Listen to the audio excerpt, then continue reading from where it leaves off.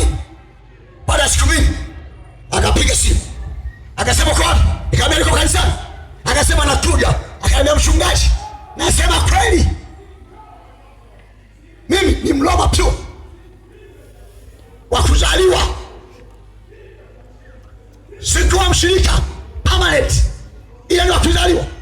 Sasa kaka homa ya ini imembeba, tulimpeleka kanisani akaombewa, hakupona, na ni maombi ya walokole. Mdogo wangu akaombewa akafa. Kama unaponiambia niombewe, juzi umeniombea. Kusema kweli yale maombi hayakuwa na nafasi, maana sikuwa tayari. Lakini leo nimesikia wazo kwamba kwa nini mdanganye mchungaji? Kwa nini simwambie kweli? Kwa nini nimekuja nikwambie kweli? Uliniombea nikiwa sina wazo na tumaneno maombi hayo. Naomba ulipe sala ya toba. Nimesikia sala ya toba ndiyo connection baina ya muombewaji na Mungu. Tumpige makofi na mshukuru. Anasema nimekuja, ninaamua moyoni, omba sasa. Wakati naomba nikasema, wewe virus, umefanya mazoea, ulimuua kaka huyu mtu, ukabeba mdogo wake. Sikia sauti, sikia neno, sikia weza, wewe virus, wewe virus, geuka mara moja. Anasema yule Msukuma, nilishangaa. Anasema kuna kitu uliposema virus nyeli viumbe Mungu amesema tekete. Anasema nisikia kimeamua kitu kama barafu. Akasema nikasikia kimeshuka mpaka ndani ya utumbo kama kinapitiliza kwenye miguu. Kwenda kwa daktari aliyompima homa ya ini, mahali ilipopita hapa kujulikana. Leo ananena ukali wewe. Ni wewe tu. Pokea. Nataka nimalize. Jambazi, yuka mkono. Jambazi, jambazi, mkono wa kushoto wa Yesu Mwokozi, mkono wa kulia yuko jambazi. Biblia yangu inaonyesha hivi, Yesu Kristo walimkula wa bustani ya Gethsemane kule. Mzee wa mifungo yule, mzee wa mifungo mikali, njaa kali, tumulika mgongoni.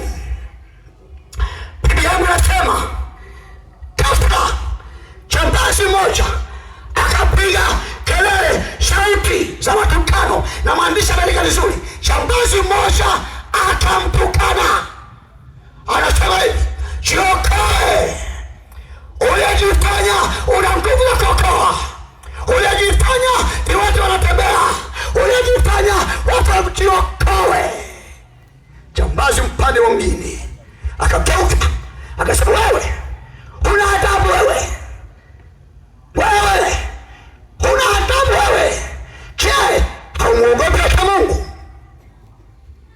Nilikusema ile maandiko tunarudia. Najiuliza hivi, wazo la kusema kama je, wewe umuogopi hata Mungu? Mungu gani wachungaji ambaye na yeye ameandika kusema bana anavuja damu kama hiki jamaa kinachovuja damu? Jamani, hivi hatuwezi kupata pesa hiyo. Ni wazo, yani ni wazo ambalo limeadvance sana. Sio mzee kasoma. Ni wazo la juu sana. Yani wote Mungu msalabani. Hapo nasema wewe hauna adabu, unamtukanaje Mungu? Mungu yuko kuvuja damu. Nataka nikwambie, Yesu pamoja na tabu ile, huyu kilanzulanzu wa kwanza, kilanzulanzu na wale mafiata ambao networki matishi hayako sawa, Yesu hakuhangaika naye. Ho rakapo Santa kapasaka. Hey, Yesu hakuhangaika naye. Yesu aliposikia sauti ya faraja, Yesu aliposikia maneno ya mtu mwenye moyo wa toba. Hey, sikia, hama ya ujambazi. Akasema, umuogope hata Mungu, umekosea, ili kumuonyesha Yesu kwamba haya maneno hata ukali, kwa sababu nimeumizwa, sababu ya hii misumari, kwamba ni maneno ya mtu aliyechanganyikiwa. Yesu sijachanganyikiwa. Akaongeza msumari wa moto ili kumpashua kwamba haya maneno si kwa sababu ya maumivu ya msalabani. Akili ziko sawa, akamwambia mwamba, nimekutetea.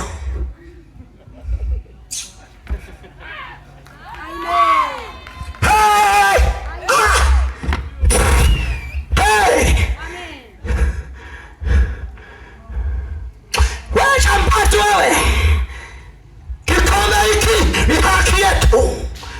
Sisi ni wabakaji, sisi ni majambazi, lakini huyu hana kosa lolote. Piga makofi na watu wa mpira. Jambazi anathibitisha wa Israeli, huyu ni Mungu na sifa za kwa Mungu, hana kosa lolote. Yesu alipotoka mbinguni anawauliza Israeli, kwa kosa gani? Kuna mtu alimlapua kofi moja. Yesu akageuka akamwangalia, hivi unanipigia nini? Nimefanya kosa gani? Mbona wagonjwa wenu nimewaponya free of charge, hapakuwa na malipo? Nimefanya kosa gani? Shuhudia kosa nililolitenda, hakutokea shuhuda. Ndio maana mhukumu yule anasema, jamani, wanaishi wa Israeli, badilisheni adhabu. Apigwe, anasema hapana, damu yake iwe kwetu na watoto wetu. Sikia jambazi mwenye akili, anasema wewe kinanzoanzi, wewe sisi ni wenye makosa, ila huyu mwamba ni Mungu kamili na hana kosa lolote. Anamalizia kuonyesha hajachanganyikiwa, sema Yesu, unikumbuke kwa kuwa nimekutetea, nimekusemea vizuri, unikumbuke utakaporudi. Yani ni shambazi, lakini anajua baada ya kufa wote bado Yesu atarudi kama Mungu. Yesu ametulia, yuko chepe chepe. Biblia yangu inasema akamwambia, sikia leo amawakatoba leo mara tu tutakapotoka kwenye miili, leo hakika tutakuwa pamoja peponi. Haya sio maneno ya wafalme. Maneno ya wafalme huwa mwisho, yasingekuwa na mwisho hata Magufuli angekuwepo. Anasema kuna ishi naiendea. Tanzania kama ya Ulaya naiendea, hatuko naye. Mani maneno ya mtawala, lakini mtawala mtu. Mwamba anasema hakika maneno yake tutaona itakavyokuwa. Ngoja tutaangalia. Sio mcheza game, sio mbahatishaji. Anasema hakika leo tutakuwa pamoja peponi. Wakachomoka, jambazi naye akachomoka ghafla. Najaribu kuangalia kwa jicho la kinabii, maana mkichomoka milini mnaona mambo mengine tena. Bila shaka jambazi anashangaa, yule kidansulansi yule anashangaa. Yesu ni moto tu, ni shukrani. Sina nani nina Bwana kubariki na uishi milele.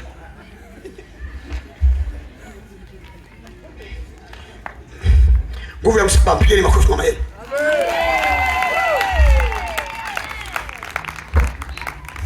Na nimefundisha ndoa za kambi ya jeshi, nyinyi mliolewa waishi kama vile tumeshafika Yerusalemu. Hatuwezi kushindisha kanisa lenye kiwango kama vinaumana. Ni kweli au sio kweli? Mwanandoa mmoja tu kutoka spidi ndani, kanisa limemalizika. Na wanakaa kwa ulinzi, mzee askofu usio kwa kawaida. Waulize hao.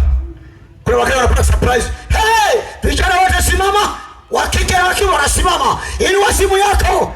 Wanafikiri pengine mchungaji ataugawa vocha. Haya, kimbia mara moja na timu zako, mwaga madhabahuni. Wanamwaga zote. Mwambie katibu, beba zote, peleka ofisini. Wanapanga foleni. Toa namba dokague.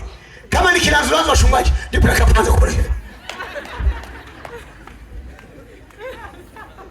Na nimeongeza sheria nyingine,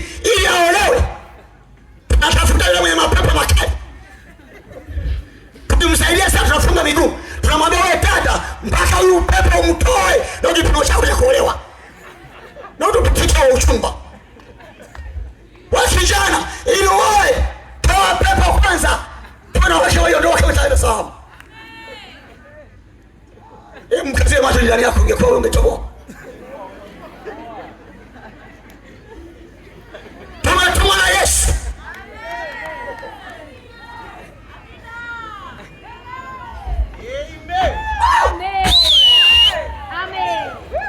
Hii afya huwa nafanya hivyo ili Yesu ajisikie vizuri. Kama nikiponya na ponya completed. Simama mahali ulipo. Natamani moyo wa toba uondoke nao sasa hivi. Mungu anawapenda watu kale kafalme. Kale kanani kale. Kaka. Kanabii Yona kamekaa kama kabogo. Kanatubiria moto. Hey! Mungu anasema zoezi la kuteketeza Yona limetayarishwa. Maana wameingia kwenye toba. Kale kanasema nilijua moyo wako. Ndio maana nilikataa. Na ujua moyo wako. Ndio maana nilikupa upili. Na ujua moyo wako. Mungu anamwambia hivyo wewe. Akili yako ikoje? Nimekutekelezea kama mtu kamenyauka. Umelalamika. Sasa mwita watu 120,000. Watu wazito humu. Vitendo visha ni waue. Sibuui. Bora ufe mwenyewe. Sogea mbele tuombe pamoja sasa. Na ukigoma ni mwanandoa. Tena unagomea mhubiri. Mhubiri mwilini rohoni mrefu. Tunahisi mume wako aliangukia mkosi. Si tunaamini wachungaji ndio leo hapa duniani ya kuaminiwa na kuheshimika. Sasa kigoma na ameolewa, unajua kwa jamaa anacha moto. Waimisha, unaweza kaimisha sasa watu praise. Maana tukitoka hapo tunaanza kuliwasha. Kimbieni haraka. Rako sekina Masaya. Hey! Wewe ni Mungu wetu. Ni Mungu. Sogea tunaweza kufanya maombi hapo. Wewe ni Mungu. Kimbia haraka. Ni Mungu wetu. Roko chaka Masaka. Ni Mungu unayeweza. Wewe ni tunakumoja wewe dada. Na hiyo kofia yako. Karibu mwanangu. Wewe ni sogea mwanangu. Mwenye chezi kama sisi sogea. Ni Mungu. Hicho kichwa kuna mtu aliyechumba. Ili kifikae maji. Sogea. Shande koteke. My God, my Lord. You are so wonderful. Unaweza. Sogea tena, ni maombi bado. Unaweza Bwana. Roko shaka. Unaweza Bwana. Yesu unaweza. Unaweza Bwana. Unaweza.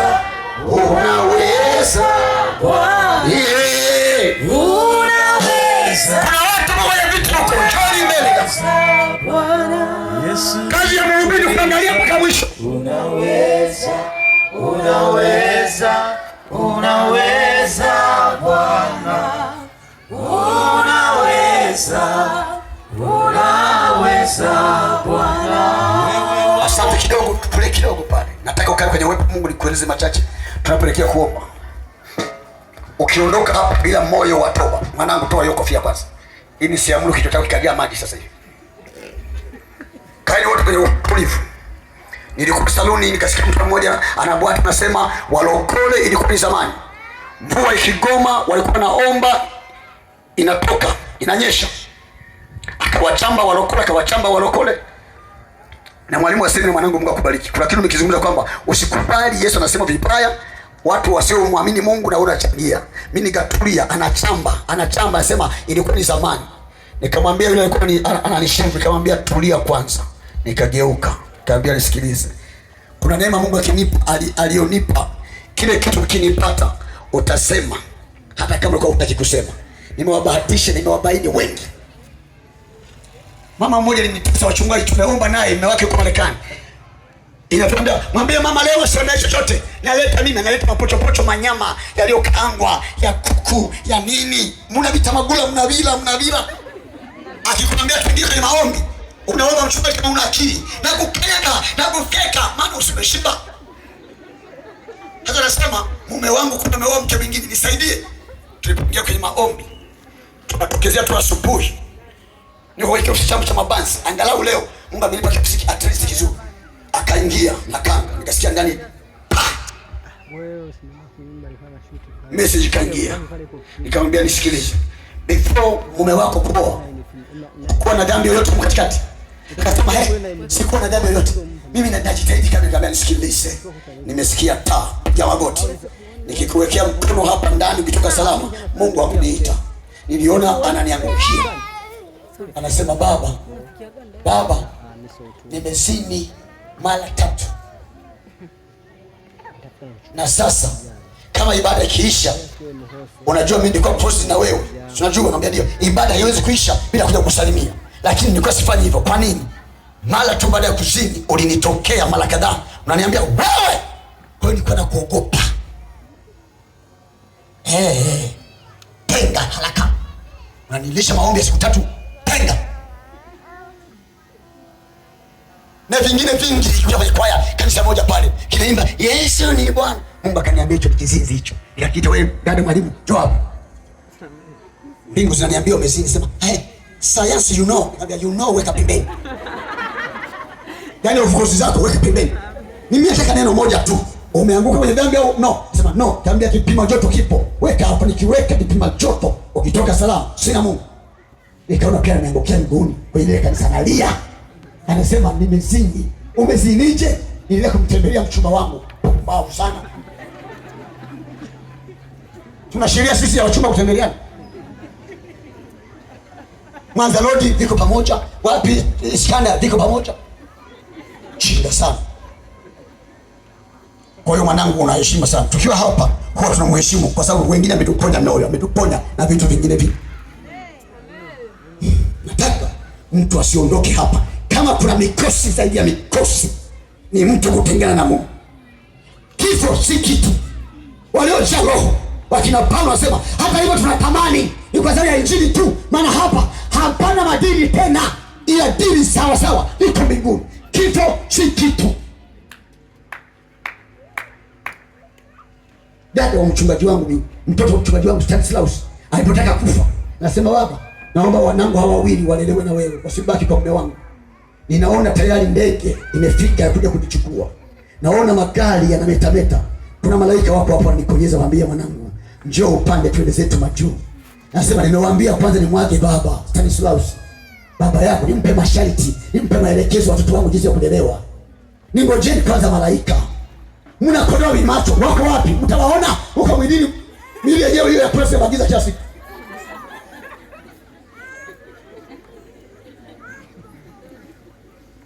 Unajua hata ibada zako zinakuwa za kawaida kwa sababu macho yako ya ndani hayatiwa nuru. Sikia. Sasa pelekeni maji bafu. Wakapeleka kauga mama wa watu.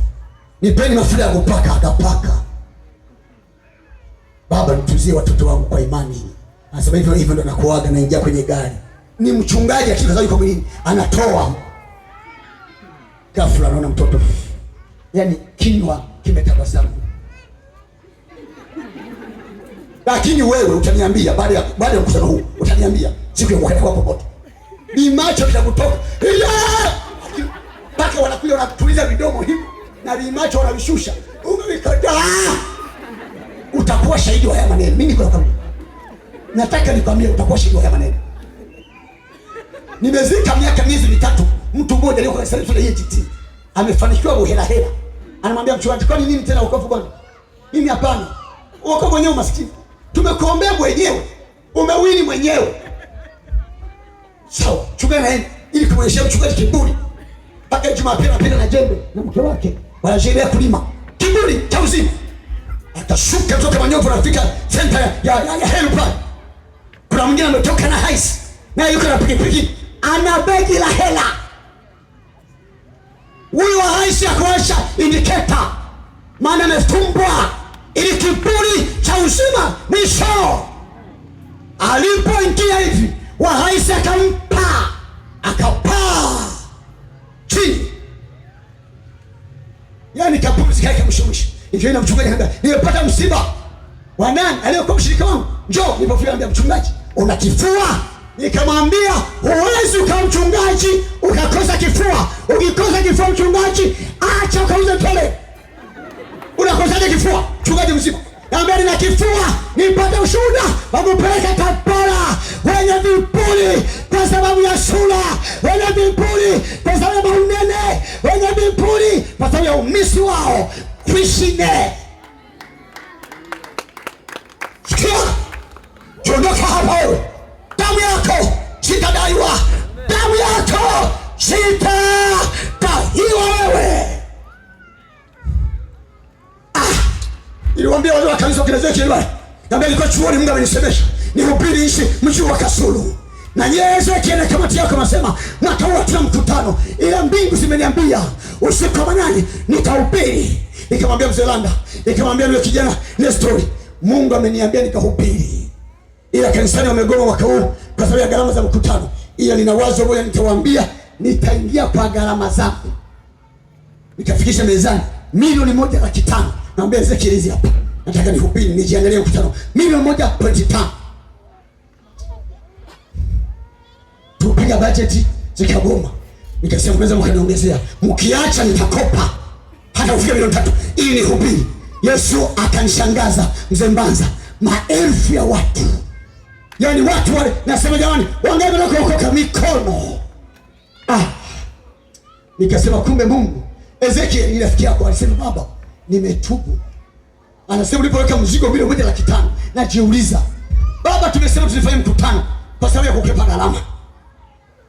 Sasa amepata wazo la kuhubiri. Kwa nini tusimlete mzee Mwinamila? Kwa nini tuharibu hela? Tumeshapata hela. Tulete wahubiri wanaoeleweka. Na maana sieleweki. Na wauliza sieleweki hapo. Kama hujanielewa na matatizo yako na mkosi wa bibi yako, utakuwa ni halali yako.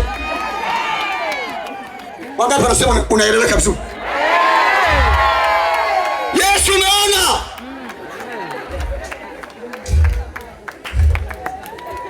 Hey, saa 9 watu wameshakuwa nyomi.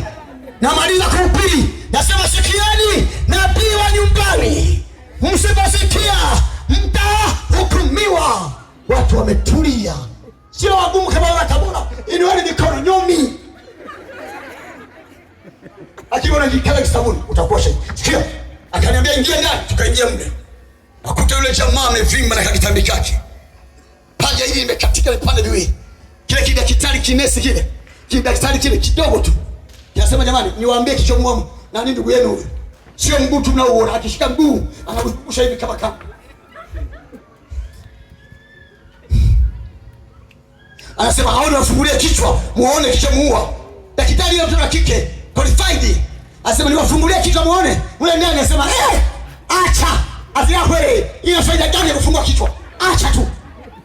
Kama unafungua kichwa apone sawa. Unafungua unaonyesha, mifugo yako acha.